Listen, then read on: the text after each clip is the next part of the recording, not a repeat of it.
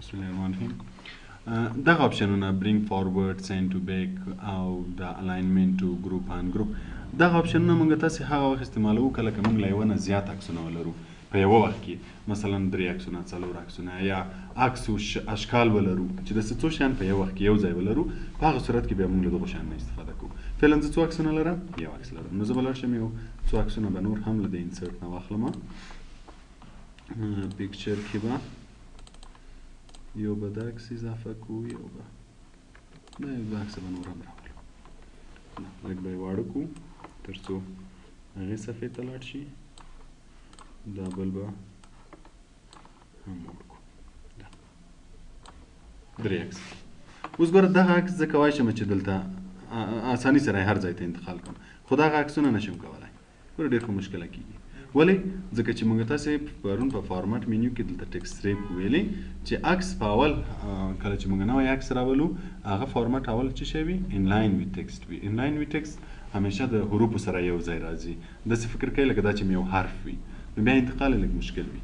نو بیا موږ تاسې له دغو نورو نه باید استفاده وکړو، سکویر، ټایل، بیهایند ټاپ. اوس مثلا زه سکویر کوم، نو اوس ګوره دا زه په ډېر اساني سره بیا یو ځای نه بل ځای ته وړی شم او خط به هم بیا ورسره موف کېدای شي. اوس دا هم نشي کېدای موف، نو بیا به هم زه دا کلیک کوم، د دې به هم یا سکویر یا ټایټ یو به ورته انتخابوم، نو بیا به دی هم زه کولی شم چې په اساني سره موف کړم. اوس که چېرته د اشکال د عکسونه یو د بل په سر راشي، مثلا دا اوس وګورئ دغه عکس وینئ له ټولو نه شاته ده او دغه عکس له ټولو نه مخکې ده، دا یې منځ کې ده. که چېرته زه غواړم چې دغه عکس مخ ته راولم، نو بیا به یې کلیک کې، دا به لږ ور وړاندې کړو، دا به کلیک کې په دې ځای کې به راشي برینګ فارورډ. فارورډ معنی مخ ته، برینګ را یې وړه، مخ ته یې راوړه. نو عکس مې کلیک کړی، دلته به دا اپشن کلیک کړو. دې کې موږ سره دوه شیان دي، یو برینګ فارورډ ده، یو برینګ ټو فرنټ ده. برینګ فارورډ معنی چې یو سټپ یې را مخته کړه، یعنی که زه برینګ فارورډ کلیک کړم صرف له دې یو عکس نه به مخکې شي، که بیا برینګ فارورډ کړم له دې بل عکس نه به مخته شي. برینګ فارورډ یو خانه یې را مخته کوي او برینګ ټو فرنټ په ټولو کې را مخته کوي. دا یې په یو وارې د ټولو مخته راولي، ګوره. او که چېرته زه دا یو کلیک کوم بیا به له یوه نه مخته کېږي، بیا که یې کلیک کوم له بل نه به مخته شي. برینګ فارورډ یې یوه خانه را مخته کوي او برینګ ان ټو فرنټ په یو وارې له ټولو نه مخته راولي. پوه شوې؟ او برینګ ان فرنټ اف ټکسټ، که چېرته برینګ ان فرنټ اف ټکسټ شي نو بیا به دی د خط مخته راځي، خط شاته به نه راځي. که چېرته زه غواړم چې دا عکس بیرته شاته شي، اوس مثلا دا ما کلیک کړی ده، زه غواړم چې بیرته یې شاته کړم، نو بیا په هغه صورت کې موږ سینډ بیکورډ نه استفاده کوو. بیا دلته چې دا اپشن کلیک کوو بیا موږ سره سینډ بیکورډ ده او سینډ ټو بیک. که چېرته سینډ بیکورډ کلیک کوو یو خانه شاته کېږي، مثلا که زه کلیک کړم د دې عکس نه به شاته شي، له دغه عکس نه به شاته شي. که بیا کلیک کړم د دې عکس نه به شاته شي، داسې یو خانه. خو که دا کلیک کړم د ټولو عکسونه په یو وارې شاته کېږي. اوس ګوره که زه دا کلیک کړم د ټولو عکسونه به په یو وارې شاته شي. او که چېرته مې بیکورډ کلیک کړی وای نو بیا ګوره یو خانه، که بیا کلیک کړم بیا یو خانه. او بل پکې سینډ بیهایند ټکسټ چې څه وشي، خط د عکس شاته لاړ شي. اوس چې دلته موږ تاسې ټکسټ ریپ سکویر کلیک کړی ده، نو په دې خاطر چې دا د شاته نه ځي، نو اوس به دلته موږ ورسره اپشن هم چینجوو تر څو د شاته لاړ شي. د هغه اپشن شول. که چېرته عکسونه یا اشکال سر په سر وي، غواړئ چې شاته و مخته کې، بیا له دو نه استفاده کوئ. بل سلیکشن پین، که چېرته سلیکشن پین کلیک کوو دغه شي ته سلیکشن پین وایي.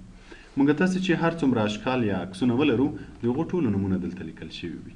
مثلا زه فعلا دلته 3 عکسه لرم، نو ګوره د 3 وړو نومونه دلته لیکل شوي دي چې یو د فکچر 2 په نوم ده، یو د 4، یو د 5 په نوم ده. دلته چې زه یو کلیک کړم هغه عکس دلته خپله انتخابېږي. ګوره دا کلیک کړم دا به انتخاب شي. که د سترګې نشان کلیک کړم هغه عکس به ورک شي، بیرته یې کلیک کړم بیرته به ښکاره شي. له دغه سلیکشن پین نه موږ تاسې کولی شو چې هر څومره عکسونه ولرو ټول په یو وخت کې انتخاب کړی شو، ټول په یو وخت کې هایډ کړی شو، ټول په یو وخت کې شو کړی شو، ټول یو ځای نه دلته یې آرډر مخته شاته کې او له دې ځای نه هم آرډر مخته شاته کې. اوس مثلا زه پکچر 2 کلیک کوم، دا ده زه غواړم چې مخته یې راولم، دا لاندې شو، دا به مخته کړم، دې ځای نه به راسره هم وشي چې راکشه کړي او یا به یې له دې ځای نه کوو برینګ فارورډ ده. نو دغه ته سلیکشن پین وایي چې هر څومره عکسونه یا اشکال ولرو د ټولو نومونه به دلته راځي، ټول په یو وخت کې کولی شي چې هایډ یې کړي، ټول په یو وخت کې کولی شي شو یې کړي او یا یې له دې ځای نه هایډ کړي او یا یې په آرډر کې تغییرات راولي چې ښکته او پورته یې کړي. دغه چې ته سلیکشن پین وایي. بیا راځو فارمټ مینیو ته. په دې ځای کې الاینمنټ لرو. الاینمنټ چې د ترتیب کولو ته وایي که چېرته غواړئ چې الاین یې کړئ ترتیب یې کړئ عکسونه یو ګوره موږ تاسې دغه الاینمنټ درلود دا الاینمنټ موږ د چا لپاره استفاده کوو د خط لپاره هم استفاده کوو چې مثلا خط په منځ کې راشي یا دې سر کې راشي یا هغه سر کې راشي خو دغه فارمټ کې دا الاینمنټ چې ده دا بیا د اشکالو یا د عکسو لپاره استفاده کوو دې کې موږ تاسې دوه قسمه الاینمنټ لرو یو دغه درې دي او یو دغه درې دي دغه درونه هغه وخت استفاده کوو که چېرته عکسونه عمودي شکل کې وي یو د بل په سر باندې او په دغه درونه هغه وخت استفاده کوو که افقي شکل کې وي اوس ګوره دلته د وړو وړو شکلو ته پام وکړئ درته معلومیږي ګوره دلته څنګ په څنګ څو شکله دي څنګ په څنګ درې شکله دي وینئ یو دوه درې څنګ په څنګ دي یعنې افقي حالت کې دي که نه او دلته که وګورو بیا ګوره سر په سر دي دا یعنې څه وخت عمودي نو که چېرته زموږ ستاسې عکسونه عمودي حالت کې وه لکه دا بیا له دو درونه استفاده کوو که عمودي حالت کې وه له دو درونه استفاده کوو ګوره دلته اشکال هم عمودي غوندې ورکړي او که چېرته افقي حالت کې وه لکه دا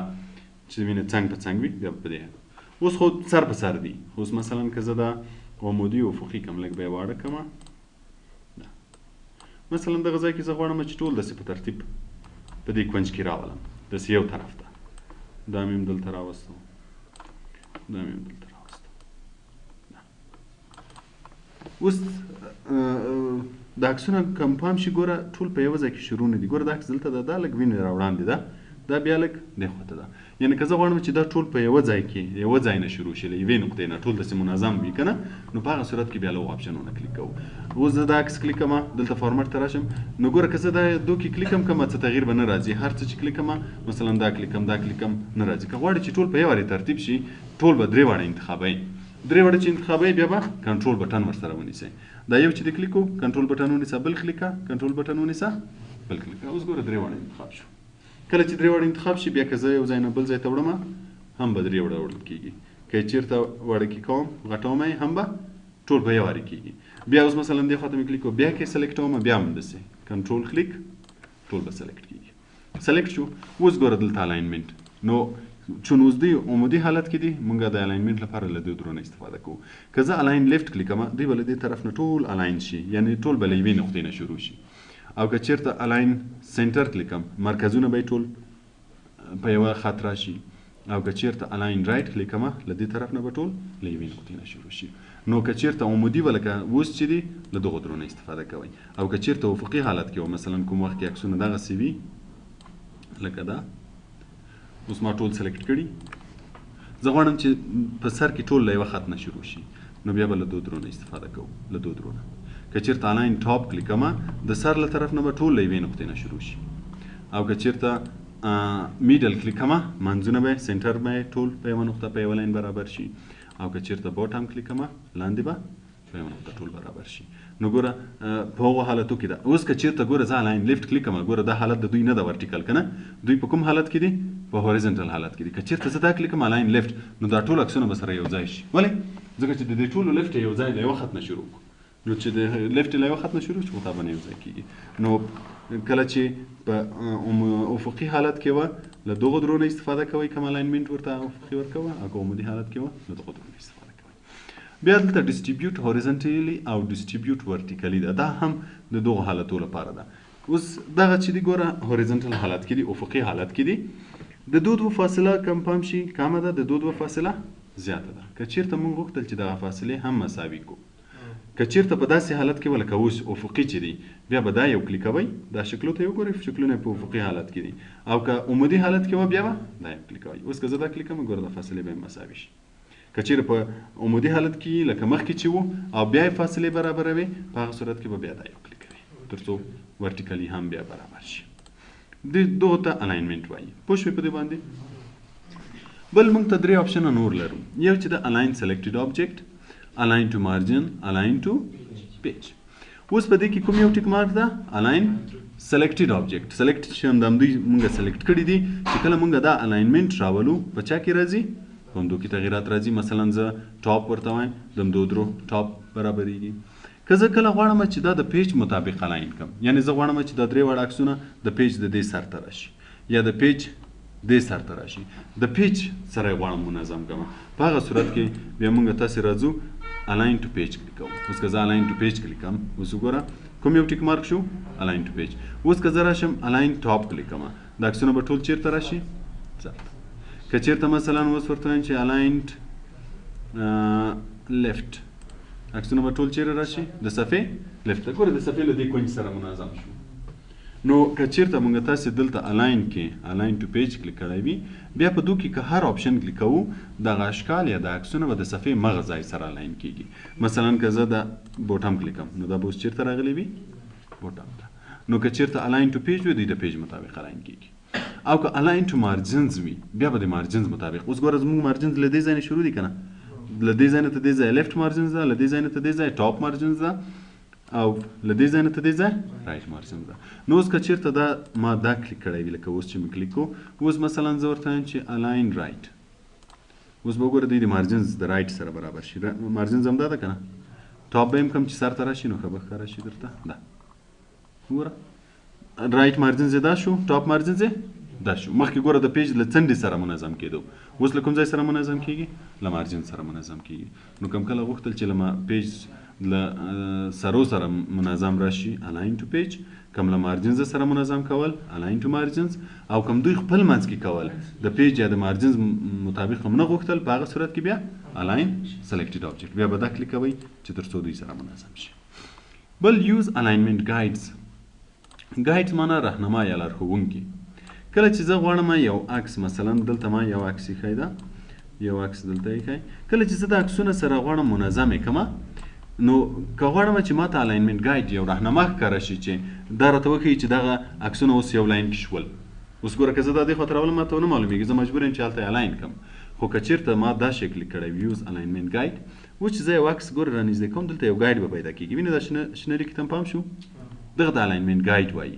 اوس مثلا ما دا دلته کېښو دا مې راکش کو دا مې هم دلته کېښو دا مې راکش کو دا مې هم دلته کېښو. اوس وګوره درې واړه به په یوه خط وي که نه ځکه چې هلته موږ ته ګایډ ښکاره کېږي که نه. یا مثلا زه د عکس سر ته راولم اوس به ګوره سر کې راته ګایډ ښکاره کېږي. وینې هماغه کونج کې هم دې کونج کې دغه راهنما ته چې د الاینمنټ ګایډ وایي. که کله غواړې چې ښکاره شي ټیک مارک یې که که کله غواړې چې ښکاره نه شي بیا ټیک مارک. اوس که بېرته ایسته کړم بیا نه ښکاره کېږي. ګوره که یې کلیک کړم ښکاره کېږي. نو کلیک به یې کوو چې ښکاره شي. وینې بل په دې ځای کې موږ تاسې ویو ګریډ لاین لرو. ګریډ لاین خانې خانې ته وایي. که دا کلیک کومه زموږ صفحه کې به ګریډ لاین پیدا شي. دغه چار کونجې عمودي او افقي لاینو ته موږ تاسې ګریډ لاین وایو. نو که کله غواړئ چې ګریډ لاین ښکاره شي ګریډ لاین هم کلیکولی شي. ګریډ لاین هم موږ تاسې د بعضې شیانو د منظم کېدو لپاره استفاده ترې کولی شو. مثلا زه دا عکس دلته راولم. اوس که زه بل عکس غواړم چې همدې خط سره برابر وي خو خط د تیار ښکاري که نه مثلا دا عکس مې راواخیست دلته مې کېښوه. اوس به دا عکس له برابر وي که نه ولې برابر دی ځکه چې د لاین سره برابر دي که نه. مثلا دا دلته ږدم نو که کله غواړئ چې دا ګریډ لاین درته ښکاره شي نو په هغه صورت کې چې ده بیا ویو ګریډ لاین کلیکوئ او که ایسته کې بیا بېرته ختمیږي. له دې ځای نه ګریډ لاین سیټینګ کولی شي. که چېرته غواړئ چې دا خانې لږ غټې کې لږې وړې کې په هغه صورت کې موږ ګریډ لاین سیټینګ کلیکوو. دلته موږ تاسې ګوره ګریډ لاین سیټینګ لرو. یو یې سنیپینګ ده او بل یې ګریډ سیټینګ ده. ګریډ سیټینګ کې هوریزنټل او ورټیکل سپیسینګ لرو. مثلا که زه دا فاصلې ورته هوریزنټل زیاتې کړم او ورټیکل عمودي افقي فاصلې زیاتې کړم اوکې کړم ګوره دا خانې به غټې شي. او که چیرې کمې کړم نو بیا به وړې شي. ما فاصلې کمې کړم اوس به ګورې وړې به شي. نو دا کولی شو چې موږ تغییرات پکې راولو چې یې وړې کړو یا غټې کړو. او که یې ختموي دا کلیک کړه بیخي به ختمه شي. بل موږ تاسې کراپ لرو. کراپ قیچي کولو ته وایي. کراپ مو همیشه په یاد اوسئ چې هر پروګرام کې وو د کراپ مطلب ده قیچي کول. کله که یو عکس غواړئ چې قیچي یې کړئ نو په هغه صورت کې به له کراپ نه استفاده کوئ. مثلا دا عکس زه غواړم چې د پاسپورټ سایز په اندازه یو دومره قدر یې کټ کړم دا نور ترې ایسته کړم په هغه صورت کې ګوره کراپ نه استفاده کوم. مثلا دا عکس ته لږ غټ کړم چې صحیح ښکاره شي. زه غواړم چې کراپ یې کړم فقط دا کلیک کړه دلته کراپ کلیک. کله چې کراپ کلیک کړئ دلته چوکاټ را پیدا کېږي. له دې چوکاټ نه اوس څومره قدر غواړئ په همدې چوکاټ کې سیټ کړه. اوس مثلا دا زه هغه کوم چې دومره شي دومره او دومره. اوس وګوره دغه د چوکاټ بیرون منطقه توره شوه که نه دغه توره منطقه ترې کټوي دغه ځای درته پرېږدي صرف به انټر اوس ووهئ. اوس ګوره هغه منطقه یې کټ شوه دا منطقه پاتې شوه. نو که کله هم غوښتل چې یو عکس کټ کړئ په هغه صورت کې به له کراپ نه استفاده کوئ. درته اسکیپ ووهو چې کراپ ختم شي. پوه شوئ دې چې ته کراپ وایي. دلته کراپ کې بعضې آپشنونه نور شته. اول خو دا کراپ شو دا مخکنی کراپ ده. بل کراپ ټو شیپ که غواړې چې د یو شکل حالت غوندې دی قیچي شي. اوس ګوره مثلا زه غواړم چې دی په دې شکل کې قیچي سي یا په دې شکل کې یا په دې شکل کې، هر شکل چې کلیک کې د عکس به هماغه شکل باندې قیچي کېږي. نو کوم کله غوښتل چې یو عکس د شکل په شکل غوندې قیچي شي نو هر شکل چې کلیک کو عکس به هماغه شکل غوندې قیچي کېږي. او دلته بعضې اندازې دي که په غواړې چې په دغو اندازو شي مثلا 3/4 کې غواړئ اوس به د عکس څو په څو کې شي 3/4 کې شي. انټر یې کړه 3/4 کې به شي. بعضو ځایو کې چې په انټرنیټ باندې فورمونه خانه پورې کوئ ګوره هلته نوشته چې عکس باید څو په څو کې وي که نه. نو موږ تاسې دلته تیار اندازې لرو کولی شئ چې له دې نه استفاده وکړئ. مثلا عکس باید څو په څو کې وي. دا ټول حالتونه دي. هر یو چې کلیک یې هماغسې به کېږي. مثلا څو په څو کې 3/4 کې. بیا کولی شئ چې د عکس انتقال کې مثلا د خانې ته برابر کې چې دومره قدر د شي. وینئ اوس چې زه انټر کړم دونه به 3/4 کې راشي. دې ته دا د کراپ اندازه شوي چې عکس څو په څو کې غواړي. او بل فیل هم شته له دې ځای نه موږ کولی شو چې عکس کراپ کړو چې څومره قدر یې غواړي همومره قدر یې کړه انټر ووهه عکس به کراپ شي. او فیټ هم ده چې څومره قدر یې فیټه یې هغومره قدر یې قیچي کړه انټر ووهه عکس به کراپ شي. خو کراپ څه معنی؟ قیچي کول. هر چیرته چې وو کوم کله غوښتل چې یو عکس قیچي کوئ نو تاسو به کوم اپشن پیدا کوئ؟ کراپ. کراپ چې کوئ بیا قیچي کولی شي. بل دلته ویټ اور هایټ ده. که غواړئ چې یو عکس غټ ووړ کړئ له دې ځای نه هم کولی شئ. یو خو موږ تاسې راسن کوو ګوره. او بل موږ تاسې دلته ویټ اور هایټ هم لرو. مثلا که زه دا ووړ کړم ګوره ویټ اور هایټ به یې کم شي. کم شو.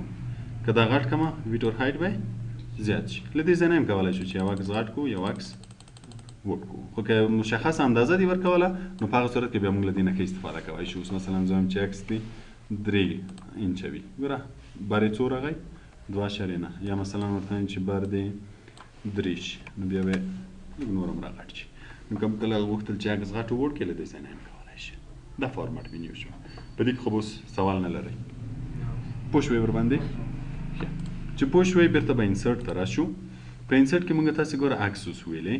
دلته یو بل اپشن هم لرو چې آنلاین پکچر. کله که مو غوښتل چې له انټرنیټ نه عکسونه واخلئ خو دا هغه وخت کار کوي چې زموږ ستاسې کمپیوټر له انټرنیټ سره وصل وي. که وصل نه وي کار نه کوي ځکه چې ګوره آنلاین معنی انټرنیټ. آنلاین چې هر ځای ولیده آنلاین څه معنی؟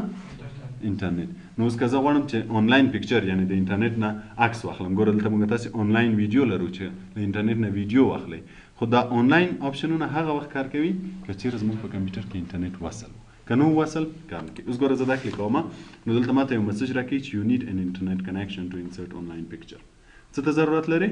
انټرنیټ کنیکشن ته ضرورت لري تر څو ته عکس واخلئ. نو چې انټرنیټ کنیکشن نه وي نو له انټرنیټ نه عکس نشئ اخیستی. بیا دلته موږ 3 اپشنونه لرو چې یو ټرای اګین یعنې که چیرته ستا په کمپیوټر کې انټرنیټ وصل وي خو دی بیا هم دا مسج درکوي نو بیا ټرای اګین کلیک چې ته یو بیا وګوره انټرنیټ وصل ده که نه. او ورک آفلاین مطلب دا ګوره آنلاین او آفلاین. آنلاین انټرنیټ آفلاین بدون له انټرنیټ. مثلا زه بدون له انټرنیټ نه غواړم چې کمپیوټر نه یې واخلم بیا به آفلاین کلیک کوم نو ماته به کمپیوټر وینډو خلاصه شي چې هر ځای کې مې عکس وي هغه به واخلم. نو که چیرته له انټرنیټ نه غواړئ عکسونه واخلئ بیا به دا یې وکلیکوئ. او که چیرته غواړئ چې کوم شکل جوړ کړئ بیا به شیپس کلیکوئ. مخکې ګوره موږ کراپ ټو شیپ عکس په شکل کې راوستو خو دلته بیا که جدا شکل جوړئ بیا له دونه استفاده کوئ. مثلا زه دا شکل جوړوم کلیک کړه هر چیرته چې جوړئ همالته یې رسم کړه. بیا منتخب کولی شئ موو یې کړئ غټ یې کړئ وړ یې کړئ هر تغییرات چې پکې راولئ پکې راوستی شئ. نو کوم کله شکل غوښتل بیا به شیپس کلیکوئ. پوه شوئ تر دې ځای پورې؟ بس ده.